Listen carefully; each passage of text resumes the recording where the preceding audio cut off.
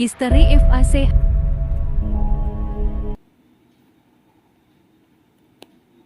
Misteri Syekh Hamzah Fansuri, seorang ulama sufi dan sastrawan pada abad ke-16.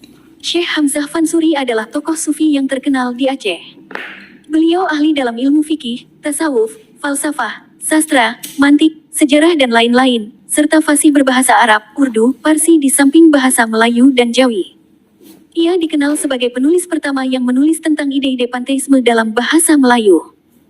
Selain itu, Fansuri juga senang menulis puisi, sehingga ia juga dianggap sebagai penyair pertama yang dikenal di dunia Melayu.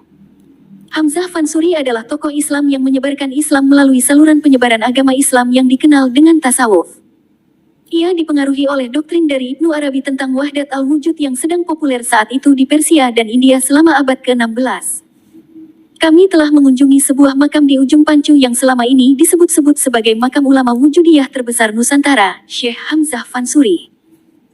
Menurut cerita yang berkembang di sekitar makam, bahwa sang pemilik makam adalah seorang ulama Aceh yang dihukum pancung oleh penguasa Aceh zaman Sultan Iskandar Sani yang berkuasa antara tahun 1636 sampai tahun 1641 Masehi atas fatwa Syekh Nuruddin Al-Raniri.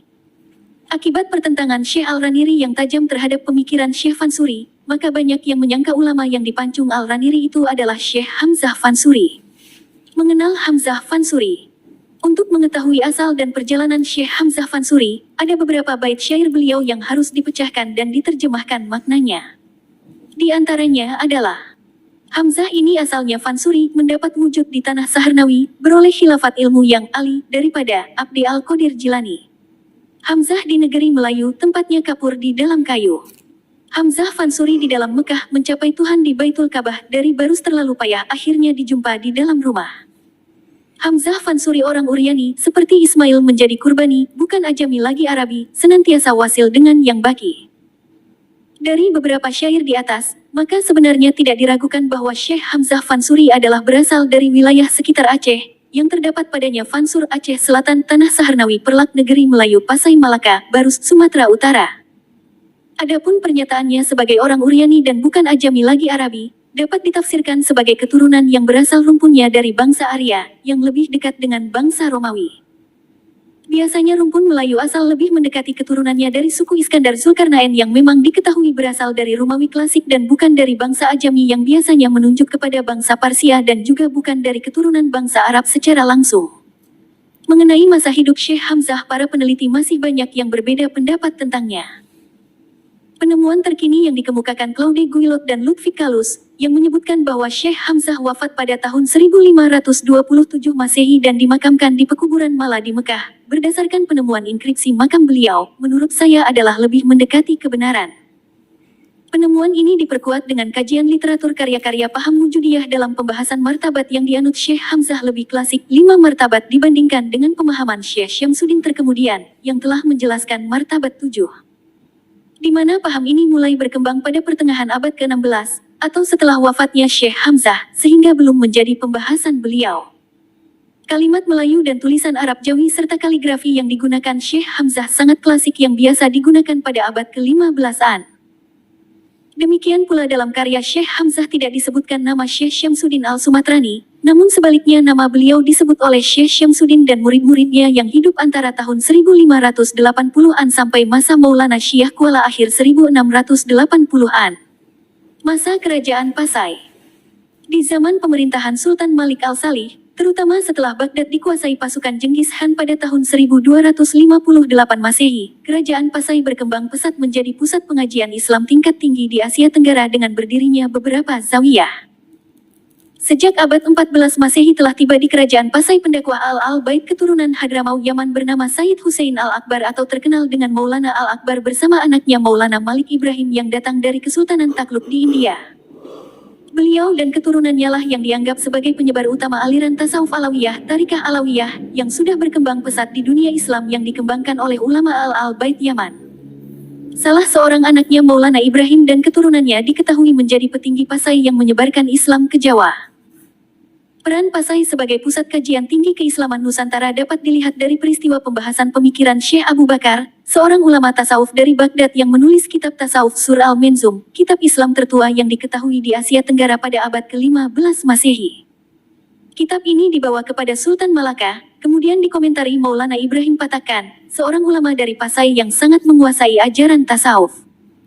Masa inilah mulai berkembang pesatnya aliran tasawuf di Asia Tenggara, baik tasawuf falsafati ataupun tasawuf amali atau juga dikenal sebagai tasawuf sunni yang dikembangkan oleh Imam Al-Ghazali. Menurut analisis logika saya, karena belum ditemukan data empiris, Hamzah Fansuri muda adalah salah satu alumni sistem pendidikan tinggi Islam yang telah berkembang pesat di Kerajaan Pasai dan terbaik di Asia Tenggara. Pendidikan ini telah melahirkan banyak ulama besar Nusantara, di mana paham keislaman dominan yang mengitari pendidikannya adalah aliran tasawuf yang tengah diminati kalangan cendekiawan muslim masa itu. Namun kecerdasan Hamzah muda tidak cukup dengan keilmuan para ulama lokal, dan membawanya pergi mengembara mencari pengetahuan yang lebih tinggi dalam berbagai bidang, menjelajahi pusat-pusat pengetahuan dunia Islam. Menurut penelitian Profesor Al-Atas, paham tasawuf falsafati inilah yang telah melahirkan ulama besar Syekh Hamzah Fansuri. Beliau disebut sebagai ulama Asia Tenggara yang memiliki pemahaman wujudiyah, walaupun bukan ulama pertama yang menganut paham tersebut. Beliau terkenal berkat karya-karya yang telah dihasilkannya, dan disebut sebagai penganut dan pengembang tasawuf falsafati terkemuka dan terutama di Asia Tenggara. Pada masa Syekh Hamzah, tasawuf falsafati sedang berkembang pesat dan menjadi minat utama para jenius dunia Islam. Walaupun ada sebagian yang mempermasalahkan pengetahuan tingkat tinggi ini, namun sebagian besar ulama membenarkan pengetahuan yang hanya dapat dicerna oleh sebilangan kecil cendekia jenius muslim. Jadi tidak mengherankan jika Syekh Hamzah menjadi ulama terkemuka di Kerajaan Pasai, karena sejak abad ke-13 telah berkembang paham wujudiyah yang diajarkan ulama-ulama dari Persia yang datang sambung menyambung, di antaranya seperti Qadi Amir Siras dari Isfahan di sekitar Persia yang diketahui sebagai sumber utama perkembangan ajaran wujudiyah yang dikenalkan Ibn Arabi, Suhrawardi ataupun Al-Hallaj. Paham wujudiyah kemudian dikembangkan dari Pasai ke Tanah Jawa melalui perantaraan tokoh-tokoh Wali Songo seperti Maulana Rahmatillah Sunan Ampel yang mendapat pendidikan di Pasai. Ketika peranan Kerajaan Pasai mulai memudar, terutama setelah penjajah Portugis menguasai Malaka pada tahun 1511, para cendekiawan alumni Pasai mulai membangun pusat pengkajian Islam di kerajaan yang baru dideklarasikan di ujung utara Pulau Sumatera, yang dinamakan dengan Kerajaan Aceh Darussalam. Kerajaan ini adalah penyatuan kembali beberapa kerajaan Islam yang sudah terpecah belah di bawah kepemimpinan Sultan Ali Mugayyad Syah yang diproklamirkan pada 12 Rabiul Awal 913 Hijriah atau sekitar tanggal 23 Juli tahun 1507 Masehi. Salah seorang bintang ulama berpengaruh masa itu adalah Syekh Hamzah Fansuri. Maka tidak berlebihan jika dikatakan bahwa beliau adalah termasuk salah satu ulama yang ikut mendukung pendirian kerajaan baru ini. Atau kemungkinan peranannya lebih besar lagi, sebagai tokoh sentral pendiri kerajaan Aceh di samping Sultan Ali Mugayyad Syah. Karena sudah menjadi tradisi para Sultan Aceh yang senantiasa memiliki penasihat spiritual yang bergelar Syaikh Islam atau Qadi Malik Al-Adil. Itulah sebabnya, banyak di antara murid dan pengikutnya dari kalangan para ulama wujudiyah yang menjadi penasihat dan pembimbing kerajaan dari pertama berdirinya sampai masa pemerintahan Sultan Iskandar Muda. Ketokohan Syekh Hamzah dalam pendirian Kerajaan Aceh Darussalam telah memberikan kesempatan berkembangnya paham wujudiyah secara meluas di Kerajaan Aceh yang baru didirikan, serta mendapat dukungan kuat dari kerajaan sehingga menjadi paham resmi kerajaan.